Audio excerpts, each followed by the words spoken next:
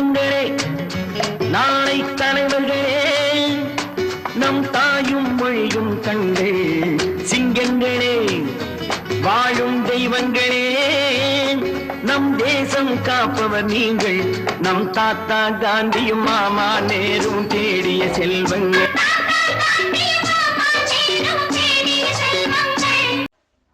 அன்பிற்கும் உண்டோ அடைக்கும் தாழால் வளர் புன்கணீர் பூசல் தரும். ஆஹா, அற்புதமான குரல் இது. ஆமாம் கோபிகா, இன்று என்ன நம் பள்ளியில் சிறப்பு நிகழ்வு? நவம்பர் மாத நாளே குழந்தைகள் தினம் தானே சிறப்பு. நவம்பர் 14ஆம் தேதி பண்டித ஜவஹர்லால் நேரு பிறந்த தினம். குழந்தைகள் தினம் முன்னிட்டு நம் பள்ளியில் படிக்கும் குழந்தைகளாகிய நம்ம கிட்ட புதைந்து கிடக்கும் திறமைகளை வெளிக்கொணர அன்பு சூழ் உலக அறக்கட்டளை, சிறுதுளி அறக்கட்டளை, நம்ம ஸ்ரீகிருஷ்ணா நடுநிலை பள்ளியுடன் இணைந்து பல்வேறு போட்டிகளை ஏற்பாடு செஞ்சிருந்தாங்க.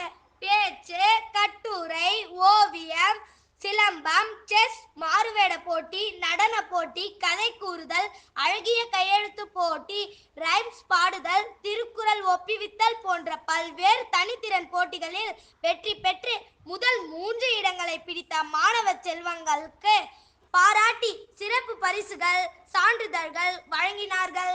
அப்பப்பா, பட்டியல் நீண்டு கொண்டே போகிறது. குழந்தைகளை முன்னேற்றுவதற்கான முதல் படி அவர்களை பாராட்டுவதுதான். சரியாக சொன்னாய். இன்று நான் கூட பேச்சு போட்டியில முதல் பரிசு வாங்கினேன். கோபிகா, நீ? நானும் தான் யோனேஷ், கட்டுரை போட்டியில் முதல் பரிசு வாங்கினேன். முயன்றால் வெற்றி நிச்சயம் என்பது தானே நம் பள்ளி நமக்கு தினமும் அறிவுறுத்துகிறது. மிக சிறப்பு.